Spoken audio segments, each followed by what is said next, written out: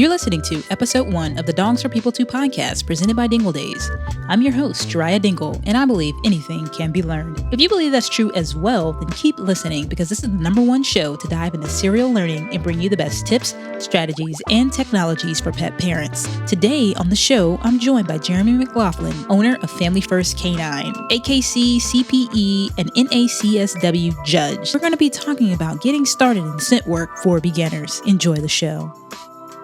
Generally speaking, my 3 topic areas are scent detection, pet tech, and pet photography. And somehow I got wrestled into the scent work thing. It started off pretty general, and it seemed like all the viral videos are directed towards scent detection. So I guess that tells us something that it's something that people want more knowledge about. So with that, tell us a little bit about your background for the people out there in the audience who may not know who you are. Jeremy from Family First Canine. I guess if you go back to the beginning, I got into scent work when I was a child because we make a lot of comparisons, and a lot of the professional trainers, especially if you've ever watched Randy Hare talk about his detection training method, he talks about hunting dogs and how bird dogs, you don't see them false alert. So when I was a child, I got into dogs through 4-H, did some obedience stuff. They had the dog project. And I always grew up around uncles that took me hunting, you know. So there was always beagles, there was always labs, there was, whether it was rabbit or some kind of bird hunting, we were always working and training dogs. Later on in my professional life, that's how I got into scent work. Started working for the Department of Corrections in Kentucky at a very young age. They started utilizing canines just for simply tracking. I left them and went to a county jail. And at that time, when I went to that county jail, I was already doing Schutzhund. So I had a really nice German Shepherd who was actually a rescue. And, you know, everybody talks about wanting to do things with the rescue. And so many times we work through the dog's issues when they're a rescue because of trauma from the past. But this dog was just, long story short, a couple bought a German Shepherd because they thought they wanted a German Shepherd, and they bought it from a working line trainer, and this dog was just too much. So my first Schutzhund dog, she was probably the hardest dog I've ever owned. And I was working with the group that was actually out of Henderson at the time, and started working at the jail. And my lieutenant, who was running our canine program, fell in love with her and immediately started teaching me detection. We started doing building clearances, started doing tracking, started doing all that stuff. And she's like, "No, this dog, you know, you should use this dog here." And that kind of fired up my passion. At that time, you know, we started that dog simply by hunting for her toy. And as I got more serious about some of the other dog sports, it leaned into me getting more serious about Schutzhund. I was driving an hour and a half once a week to do private lessons with a lady named Tammy Weldon, who runs Masters Boarding Kennels. And she's like, probably, you know, I've got a dog from her. She's probably one of the best Doberman breeders in the country. So I was training with her, and she introduced me to Gene England. And a lot of people know Gene England as the godfather of Schutzhund. He also trained some really nice police dogs. And, you know, from the first time I went there, he just kind of, "Hey, come here, kid. Why do we do this? Why do we do that?" And that's when I saw the scratch boxes for the first time. So at that time, you know, we're going back probably 12, 15 years, dogs are aggressive alert in the police field. So they'd come up to Odor, they'd start scratching. And they had these scratch boxes where they would drop the ball behind the plexiglass, and they would amp the dog up. The dog would be scratching, But the whole point was the dog gets rewarded on source. So that kind of changed. And right there, the addiction stuck in. So you probably feel my pain when you get introduced to something new, especially scent work. And I saw a change about my dog. I saw my dog, the intensity pick up. I saw the intensity for the search. I saw her accuracy. I mean, I could work this dog for hours, and she just continued to want to work. So that sparked it off. And then I just made it a mission to study as many things as I could about scent work. You know, at this point, nobody's probably an innovator, but I continue to hit up multiple workshops since then. You know, I've attended workshops with Randy Hare, and he, he's kind of the guy that they give credit to for doing those scratch boxes. He's changed his system since then. I've worked with guys like Joey Lay that run a Rady Canine. I bring in Flavio that once a year for a workshop that builds the cost system. So you see those boxes where the ball shoots out. Yeah, I've seen that, and you have a review on that, right? Yeah, I like his products. I train. So like if you look at my fiance's dog, we train her dog using that system. But when you see me work my dog, we use more of like a modified Randy Hare method where there's a lot of tug and interaction at the source. What I really like about Flavio's products is I can change the top off. I can put it on. I do a lot of AKC dogs, a lot of CPE dogs. So I can swap them out and drop food as well as a toy. To me, it was all about, there's a million and one ways to train a dog. And I wanted to make sure I knew as many ways as possible because scent detection was my passion. And I want to find what works best for the individual's dog that comes to me. No, that makes so much sense. I do want to go back real quick just for our listeners who may not be as deep into the professional. Well, I won't even say completely professional, but just some folks are just really passionate and extreme hobbyists. Let's go back to Schutzhund a little bit and just explain that a little bit for those who may not be familiar or may not be a German Shepherd dog owner. Okay, so Schutzhund is a dog sport. If you go back now, it's changed its names a few times to. It was IPO, IGP, I think is what they're calling it now. I do have a young dog. Once again, this brings us back to detection. I have a young German Shepherd here that I've decided, hey, let's do American Schutzhund. So now there's an American Schutzhund where some of the old school Schutzhund people have kind of broken away. And instead of doing those long tracks, guess what they're doing? Detection. So it involves detection. I said, well, you had me at detection. So it has detection, it has obedience, and it has protection. Now, Schutzhund was just originally started as kind of like a breed standard, a test to say, hey, this dog has what it takes to be a working dog. So it involved tracking, obedience, and protection work. And then as the years went on, I've kind of broken away from that. However, with American Schutzhund, it's really sparked my interest because they brought detection into it instead of tracking. Because the thing is, most of us can find a way to practice scent work. Unless you live where I live in Kentucky, that's very rural, and you have lots of fields. If you lived in Chicago and wanted to get serious about the Schutzhund, or if you lived in Atlanta, you're going to have to drive several hours to find a tracking field. It's kind of hard to do those send outs, right? Right. So the beauty of it is that you can do scent work anywhere. And, I often travel I'll have a few cans and some odors. Even my dog that I do like AKC and CPE with, if we're on a road trip, I'll stop somewhere. We'll stretch our legs. I'll go hide a 10 somewhere, and then we'll just, we'll make most of it. You can literally practice a sport anywhere. So is there one reason why you would want to get into one organization over the other? I mean, we have scent work, nose work. Some of these are trademarked or their rights or whatever. I know we use them interchangeably, generally speaking, talking about scent detection. But with the different organizations out there and with you having such a varying background, why might one be better or different for a pet owner? I'm all over the place. I'm a judge in AKC. I'm a judge in CPE, and I'm a judge in NACSW. So I love CPE. And I love CPE for multiple reasons. I'm all about training the next generation. We try to get kids involved in this sport. If we're not educating the youth, then all these wonderful things are going to disappear. So the thing I like about CPE is at level 1, they allow you to make a mistake. You look at your novice containers, and what do? I'm a nervous trialer myself. So you send your dog out, okay, find it, whatever your word is to cue. And the dog brackets in on odor. It's a young dog, and it sits, you get excited, you call alert. And it was a false alert. The dog alerted on the wrong thing. Maybe you made a handler error. CPE allows you to go. Okay, there's a mistake. Continue. Okay. I like that for a simple reason.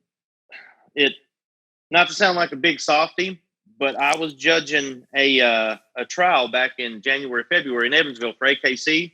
They had 2 junior handlers show up. This little girl showed up. I'll probably never forget this little girl. She showed up, her and her mom. She gets excited, and I give the rundown. I said, okay, you have 2 minutes from time you cross that line. Time stops, and you call alert. She sends the dog out. The little dog looks wonderful. It's just doing its thing. It stops at the box. She gets excited. She lights up. She smiles. She reaches down. She rewards her dog, and she runs off back to the finish line, and she celebrates. But unfortunately, she didn't say alert. So she didn't get, it didn't count. And I sat there and looked at her, and I looked at her mom, and I said, and then she looked at me and tears rolled out of her eyes. And she said, I messed up. I said, well, you made a mistake and it happens. I said, just so you know, 25 adults did the same thing today. So it's not that big of a thing. I said, so let's go through this. I said, I'm going to let you run again. Let your dog, we'll turn it into practice. You're here. Let's do a practice run. This time say alert and pay your dog. But she was so upset that on her second container run of the day, she just couldn't do it. So I like, especially for youth or people getting into the sport, I like the CPE side of it because they make it a little bit easier, which can kind of take away the nerves. And obviously everybody wants to do AKC. I think it's just more popular, at least just for its name's sake. I don't know if it's actually more popular, but it's definitely more popular with regard to if you just did a search, somebody would be like, CPE, what is that? Canine Performance versus AKC, because we associate that with so many other things, even outside of the performance dog sports. But I actually wasn't really aware. I don't know that much actually about it. So it was really interesting to see, particularly for a beginner, because that's what we're kind of getting at with the meat of it is more so, if you're thinking about getting into this, you really want to get after leveraging your dog's nose in a way that you can actually bond with your dog. And I just think it's really cool to see when training with my dog Disney, to see those wheels turning when he's starting to pick up on something, and then just to see a dog be a dog, right? Like using their nose. Yeah. And then that's a really great example because have you seen American Schutzhund girl?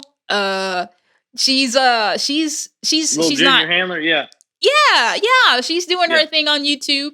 But it's really neat to see the youth actually training their dogs, and then to see the dog respond. Like, you don't have to be an adult, you just have to, instill that discipline as well and practice with your dog, and they can compete too and have some fun. Well, I've said a million times that kids bring a different type of energy, and oftentimes you see dogs respond better to kids. You're like, hey, your dog did great, celebrate. And like, good job. You're like, no, get down with your dog, So you'll see me out there acting like a fool, especially when we do something like toss a fetch. I'm out there running and jumping around. Come on, yeah, or when we do agility. But yeah, it's probably the thing I enjoy the most is seeing kids start in scent work and then watching the dog solve the problem. Yes. So when the dog solves the problem, to me, it's as rewarding as when you watch your child mature and they start putting things together. So like my first kid, when he was learning how to read, you see them light up. You can see them sound the word out. You can see them figure it out, and the pride that comes over them. It's the same thing when you see these junior handlers. And when you watch a puppy progress from week to week or a young dog progress from week to week, to me, that's probably one of the most satisfying things in the world. I love seeing the dogs progress weekly. And I really enjoy the novice side of it. Yeah, and if you were going to jump into that, because a lot of us, particularly with so much content out there, I try so hard not to be a part of the misinformation or the bad information. I do try to go reference things or at least look it up myself. I don't want to just put something out there.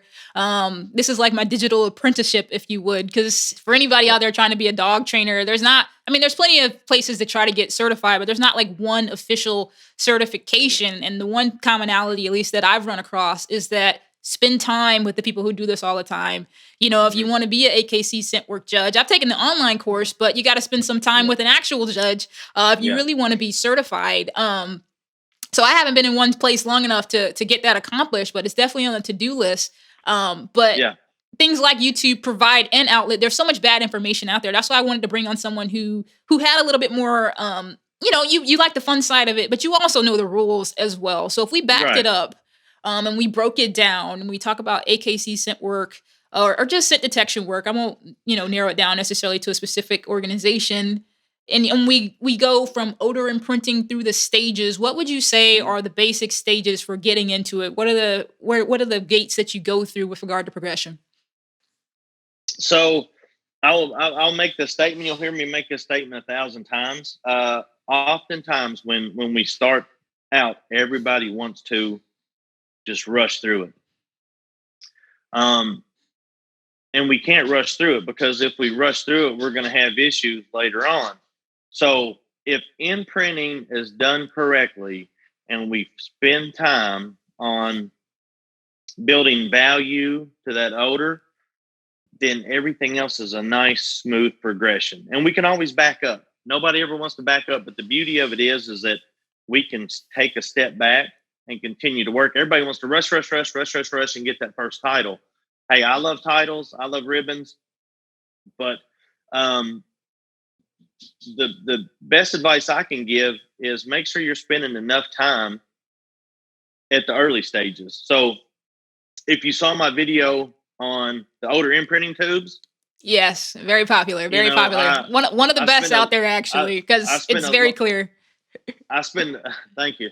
I spend a lot of time with those tubes, and I don't move on from the first one until that dog is driving in and doing it. And then I'll start moving them around. And then after I've played the shell game several times, then I'll start staging them around, maybe 4 corners, maybe putting out more, making X's. And I love the tubes because they're just, you can get so many uses out of them. You pop the top off, you have that base. Basically, what do you have? You have a container there, right?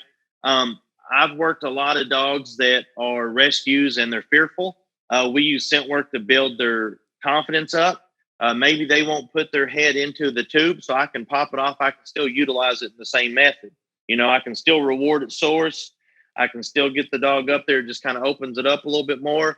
But I spend a lot of time in the early stages, and I don't rush and alert. When I'm going around teaching, I do a lot of intro workshops. Everybody's like, hey, what about the alert? What about the alert? I'm like, I'm not worried about a final indication. I want the dog to understand. I want to build value to the odor. I want to get multiple reps in, painting this dog's nose as close to source.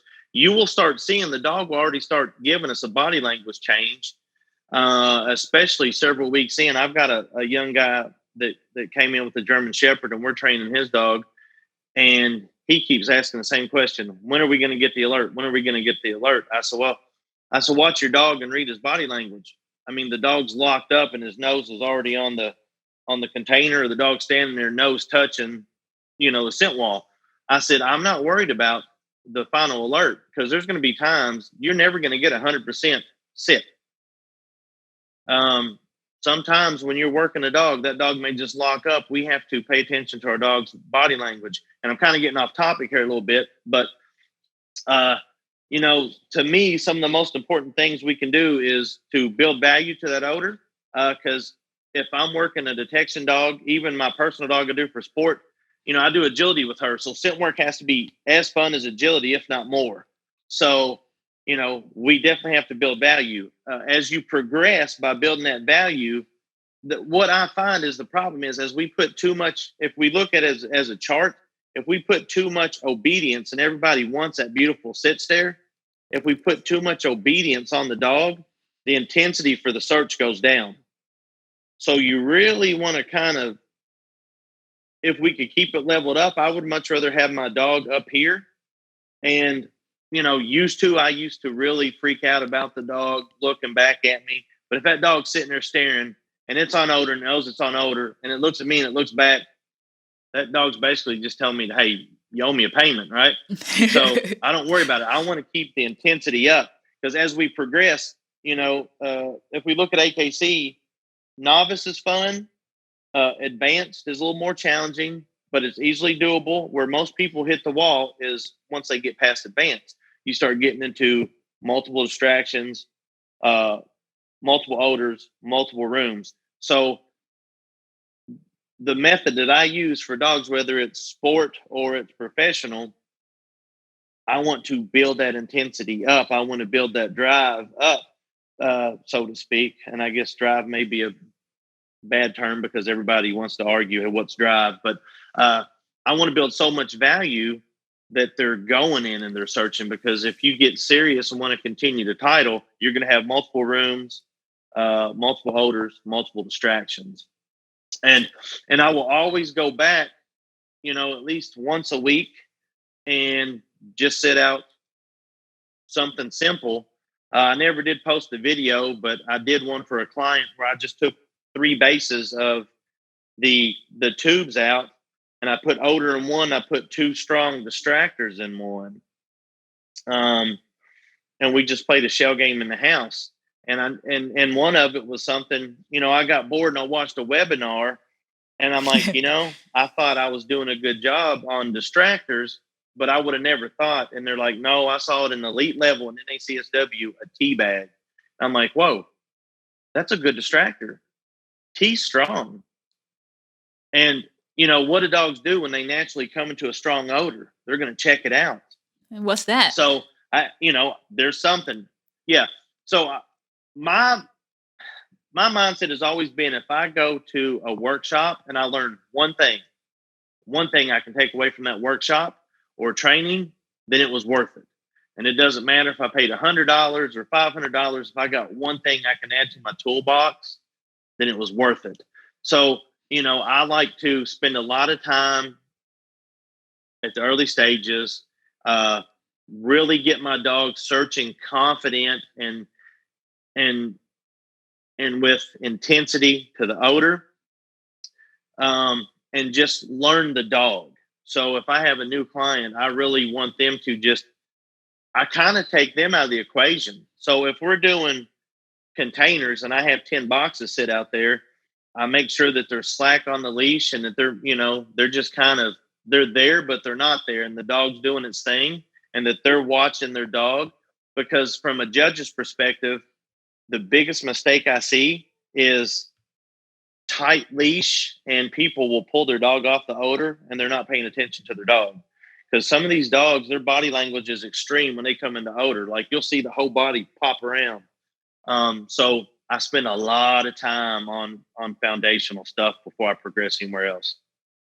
No, that makes so much sense. I mean, when you think about it, it's working with some other folks, and everybody's like, that's like the number one question I get with regard to, well, how long does this take? And you're like, well, one is going to be dependent on your dog.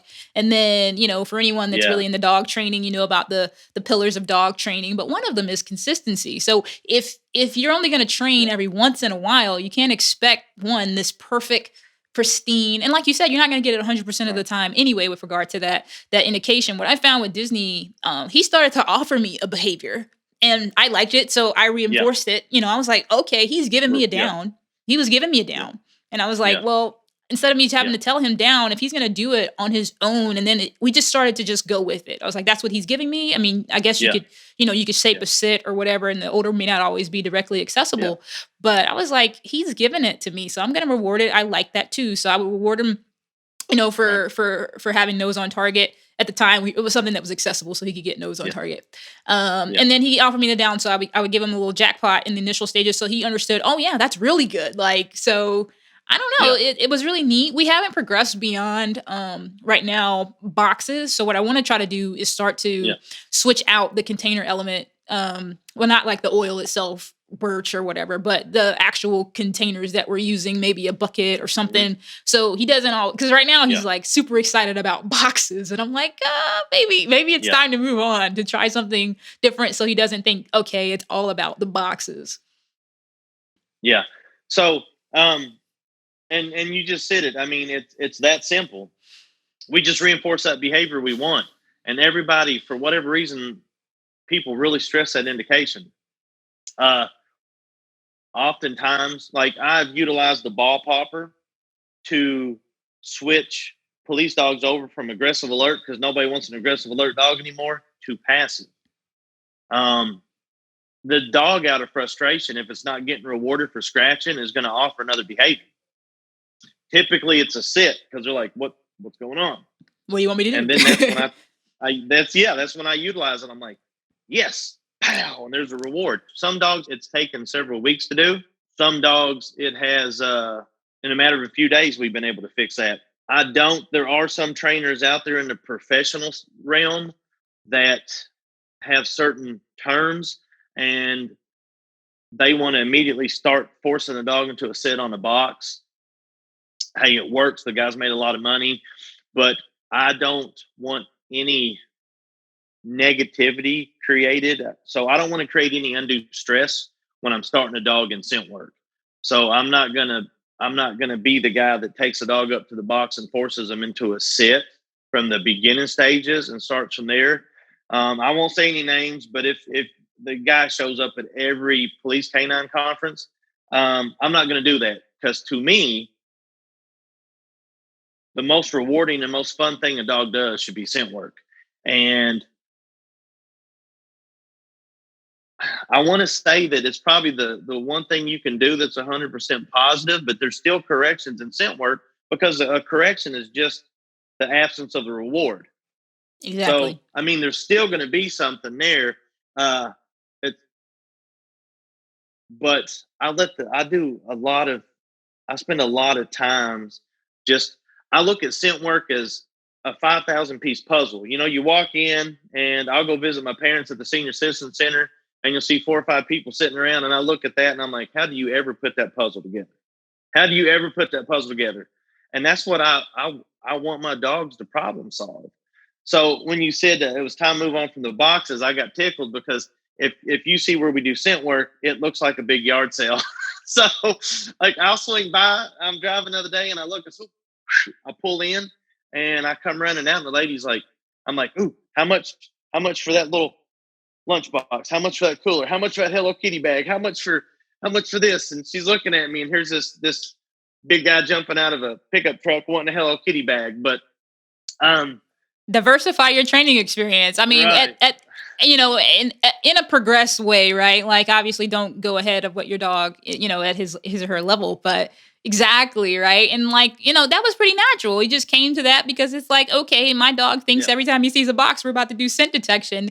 And I want to expand that before that becomes too ingrained, whereas it's like, okay, it's only about the boxes. Is there a preference with regard to whether we go for boxes or the odor imprinting tubes? So for me, it's all about, I see so many dogs each week. It's all about being able to use something over and over and over again. So the tubes, I'll use the tubes on certain dogs, but there's a lot of dogs, especially for the ones coming out for like AKC, I'll just take the tube top off, and it'll just have the wooden base with the closed flange. And I will literally sit out, and I'm going to do another video on it, because I've found in the past year, most people that are doing sport, I'll just start them this way. Depends on the dog. If it's a real young puppy, I love the tubes. But I can get multiple reps out of just utilizing the bases. And the dog's still getting rewarded close to odor. They're shaped like a box. They see it as a box, multiple repetition. The dog will start holding that nose right above it, and they know what's expected of it. And there's just, each dog's different. Obviously it takes, some dogs are going to progress. I just did an intro class, a 6-week intro class. I've got 2 dogs that are just killing it. Like, they look good. And I've got 2 dogs that are still doing like 3 and 4, boxes or the bases. If you walk into my training building, I've got a stack of the boxes from Flavio with the cost system. I've got a stack of cardboard boxes that fold on the top like you see in AKC. Then I've got the ones that fold in themselves like you see with NACSW. I've got, it looks like a yard sale in the back. I've got wooden boxes. I've got, you name it, because at a certain point, I kind of start letting them see everything. Especially if you want to get, like I said, when you get higher levels, it's a hodgepodge of what you see, especially NACSW. I've seen some of their sit-ups at their highest level, and it's basically a warehouse with 100 some odd different boxes and bags and you name it. So don't throw away luggage, and don't throw away your your handbags. If you're tired of them, throw them into your scent work stuff. But for me, it's all about, can I reuse it? Can I clean it? Because I see so many dogs. Obviously, if I'm at home and I have cardboard boxes, it's just my dog, then that's great. The beauty of scent work is it doesn't have to be expensive, and you could easily start your dog with the cardboard boxes. But when you work over 100 dogs a month on something, those cardboard boxes don't last very long. So I'll use them. I'll break them out. For me, I break the cardboard boxes out probably 6 weeks before a trial for somebody, because it all factors in. The AKC boxes that you see, they typically have the 4 folds. Obviously, odor escapes from them a little bit easier. But when you see the NACSW style boxes that fold up in on themselves, I've had dogs that were just rocking it, and then several weeks out from competition, they struggle when they get to that box. Cardboard's a strong smell too. If we can smell it, it's really strong to us. Imagine what it's like for that dog. And the odor escapes it differently than it does, like, say, a box from AKC. So about 6 weeks out is what I do. I'll start working the boxes in. And I find it's a smooth transition if I spend time with just the bases of my odor imprinting tubes, and I sit them out and run the dogs on it and work those with containers. The way I progress off that is I deal with a lot less box crushers. So I know that's sometimes an issue. People do multiple sports with their dogs, like agility. They'll be training the dog to do 2 on, 2 off, and the dogs will come over to do scent work, and they just start stepping on all the boxes, crushing on them, thinking, "Hey, pay me, pay me, pay me." So I don't like to jump right into the boxes, because I've seen so many agility dogs just crush them. I'll stick around and use the bases of my tubes for a while, and we run containers like that. It allows the odor to escape, the dog's confidence being built. We can start utilizing markers and rewarding and move everything around, and I'll start adding multiple distractions. I do a lot of my proofing with those boxes at that stage, with the bases of my scent tubes at that stage, before I move on to other things. For those of us who are less handy out there, I've seen a million to do videos, and I really love your video. Where might someone just pick up some odor imprinting tubes? So they're pretty simple to make, and like I said, you don't have to make the whole tube. I do a lot of sport dogs with just the bottom part of it. The bottom part is just a closed toilet flange, and then you in that same section over at Lowe's, and Lowe's must hate me, because if somebody needs these, I buy them out every time I go there. And then you get the little drop in. You've got your closed toilet flange, then you have your drain, your drop in drain, and it'll sit in there, but it rattles. And I don't like it to rattle, because I do see dogs that are fearful. So the beauty of AKC is you get to see the 70-year-old lady comes out with her pappy on and starts doing scent work. And it's the cutest thing you ever see. And you see whippets, and you see everything from collies to water dogs to you name it. It's just, you really enjoy getting to see all the different breeds of dogs and people too. I enjoy watching everything from, you have the 7-year-old to the 75-year-old lady.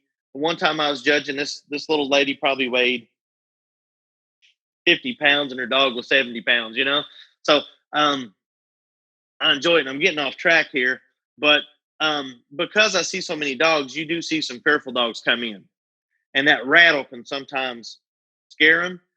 So in the plumbing section at Lowe's, all you really need is 3 things over there. You get, I want to say it's a 3 or 4 inch PVC pipe I've got everything written down on my that one YouTube video. I'll break it down. But you get a piece of PVC pipe that drain will fit in. You just take the drain over there and fit if it fits. You get a section about that long. They're a few bucks. You can walk. I think you can spend $25, $30 and have all the stuff you need to make them. And then I get a 2x12. You don't have to use a 2x12 base. I do heavy bases because, my scent work dog's a little Malinois. And a lot of people will show up with shepherds and Mals and things around here. And those little dogs are just, they hit it. And if the tube's there, it'll slide. So I kind of weight them down a little bit more.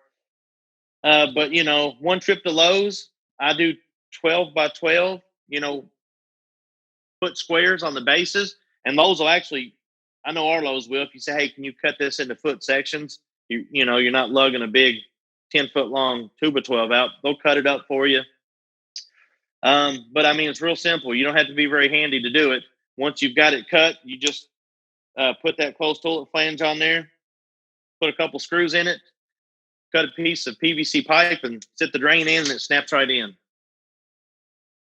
No, I really appreciate you breaking that down for us. I mean, it's really nice to know that there's resources out there. And like I said, I'll reference the YouTube video if you want to see how to do that yourself. But there's a lot of assistance out there if you just go to your local hardware store. We're referencing Lowe's. You can do Home Depot, of course, or your hardware store of choice. But that's pretty much as simple as it kind of gets.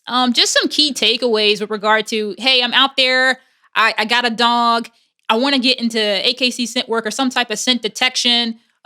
Just some parting thoughts on that. What would you say to the beginner just starting out? Hey, I'm about to show up at Family First Canine and get involved. What kind of mindset do I need to have? And what should I be thinking about with regard to goals and some of the biggest mistakes I should try to avoid? Well, and not just if they're showing up for me, but if they're going anywhere, I would recommend to, because there's a lot of information out there and some of it will get you kind of boggled down. Over the years, I've developed my opinions and I don't know what my opinions are worth, to be honest. I do know that what I've seen, because I also certify police dogs through an organization called Drug Beat.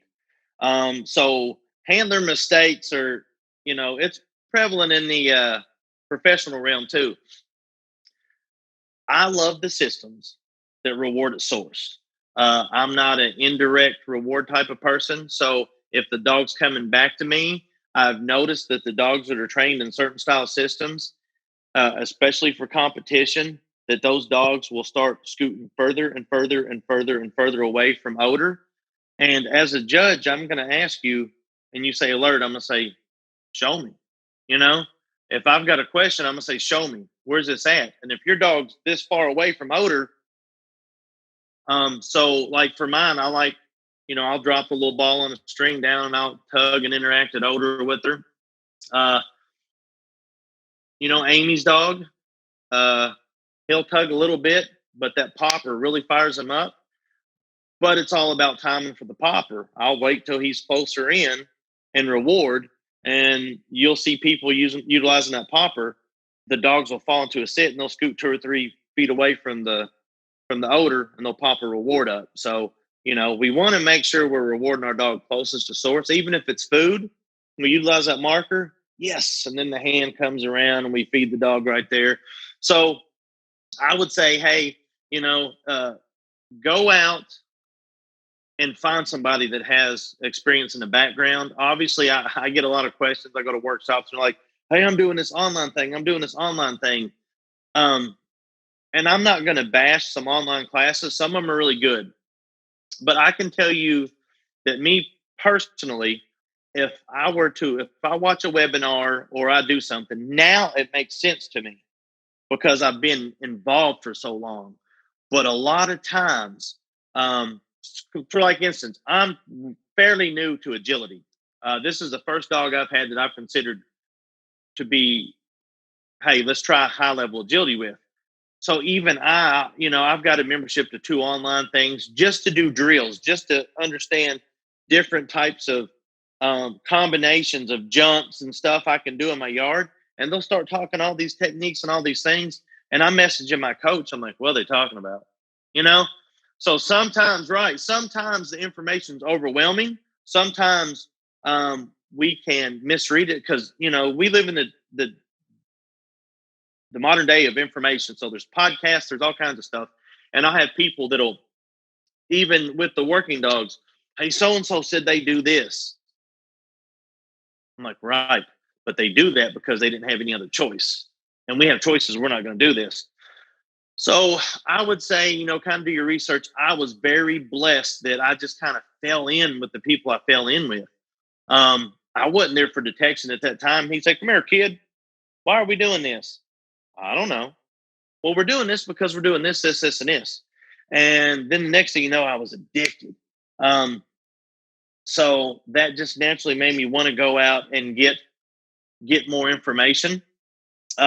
There are, if you're going to look for people online, I can't say enough about this guy. I was actually down there last month trying to learn more about his new box system. Randy Hare is considered an innovator in the realm of detection. I really like his thought process. And he's a great guy. So, you know, he's got a whole series of videos, DVDs, things like that you can get on online, and you'll see how his systems progress. He's got the newer videos out now with his new box. You know, I like my buddy Flavio. I like his system because it allows, for me, I like stuff that allows flexibility, you know, but just seek out a certified professional. I think that online stuff is great once you have that base knowledge, but I think we get overwhelmed. A lot of the times people will pick up a book or they'll sign up for an online class. And my problem with the online classes from the start is, how are they set up? You do a video, they show you a video, you do the video, you send it in, you get rewarded, and they give you like a little online badge, and it shows a completion level, and then it goes to the next one. And I feel like that makes us want to rush to get the little virtual badges and to complete step 2, 3, and 4 to say we did it. And I think it oftentimes speeds us up through the process, and we rush things, and that's when we make mistakes. So get too focused on the vanity metrics. Focused on the vanity metrics and not really enough about tying that progression with what's going on with you and your particular dog in your particular situation.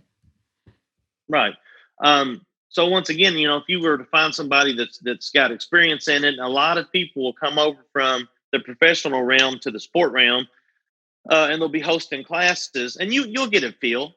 You know, if you go somewhere, you can kind of get a feel, or you can see what works best for your dog, and just kind of seek out, you know, certified trainers. I still bring in, I've been in this for a while, and I still have people I consider mentors. You know, last year I hosted Joey Lay for 5 workshops, and I offered it to the people that were coming and training with me because this guy's an encyclopedia of knowledge. And so we did scent work for half the day, and then those people could leave, and then everybody comes in that does things like French ring and PSA and things like that.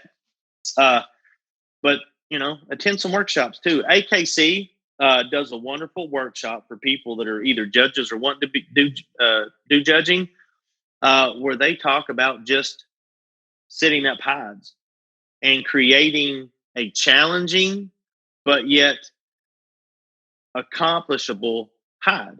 And the one I was supposed to attend this year got canceled, obviously, because Corona, like everything else.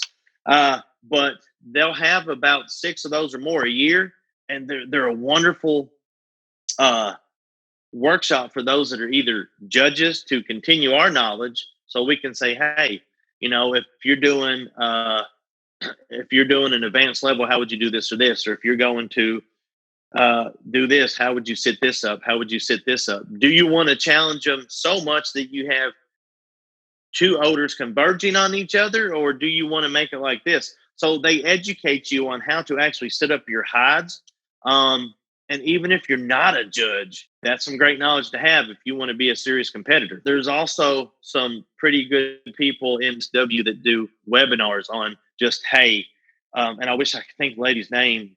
She will actually show you hides and show you where the multiple odors are, and then break down and say, so how's the wind affect this?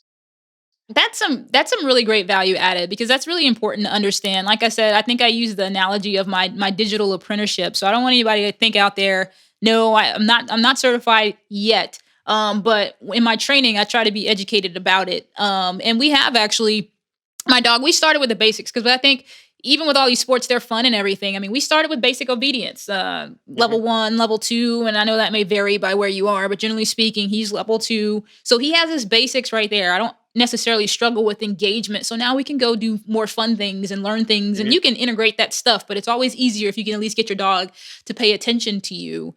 And then that's what this podcast is kind of all about, just bringing together some of the best knowledge out there. And I really think it's more like a profession when you think about it. I think with dog training, now granted, people have been training dogs for years, and not everything, these organizations didn't exist forever, right? People have been training animals for a while, but it's been structured in such a way that if you can kind of learn a little bit about different methods and align that with your training philosophy, I think there's something to be said about the progression that's possible. But definitely, I think the point here is definitely educate yourself, link up with someone if you can. And those were some really great resources that you brought up, Jeremy. So I just want to thank you for being our first guest on the Dingle Days podcast. We have the Dogs Are People Too podcast by us here.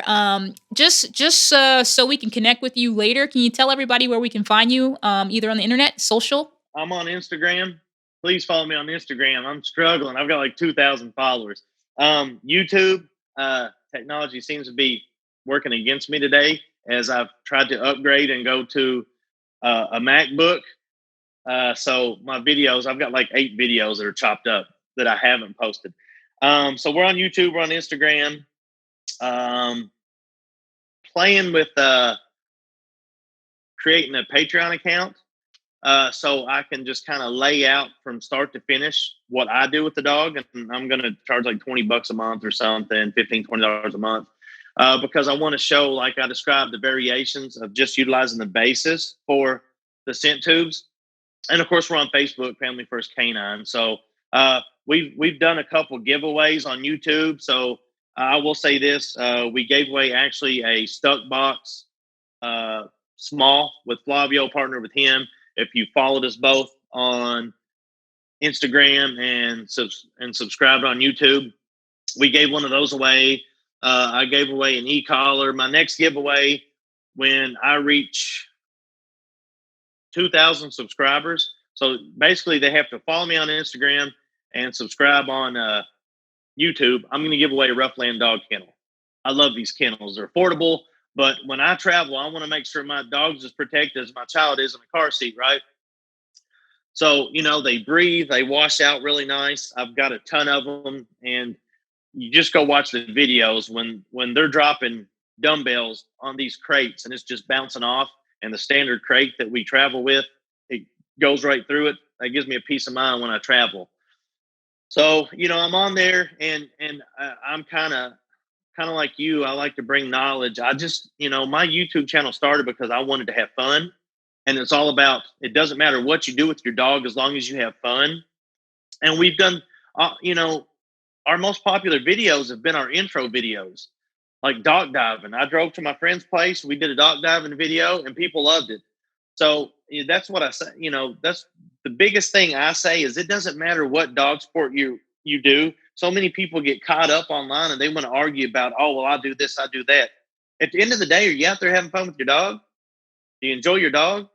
One of the most satisfying things we do, we don't get any major awards or recognitions for. We just go out there and have fun. And that's our toss and fetch league. And, we'll have everything from a 4-year-old throwing a Frisbee today to people probably in their 60s throwing a Frisbee. And they're just out there having fun and having a good time. We've got the music playing. We're talking. We're enjoying our dog. And that's really what it's all about. That really is. And that's really a great note to leave it at. I hope everybody listening out there, whether on YouTube or on our mini podcast platforms, just continue to get after it. And remember, just have fun. And I believe anything can be learned. So thanks so much, Jeremy. You've just listened to an episode on the Dogs Are People Too podcast presented by Dingle Days. If you like this episode, make sure to leave me a review on iTunes and share this episode with your friends on social media. Just don't forget to tag me at Dingle Days. If you want even more good stuff, make sure to go over to www.dingledaysphotography.com to find the show notes in our blog and head over to our Dingle Days community on YouTube so that you can connect with other followers of our training methods there. I can't wait to see you there, and thanks again for listening in. Until next time, continue to get after it and share your best life with your furry friend.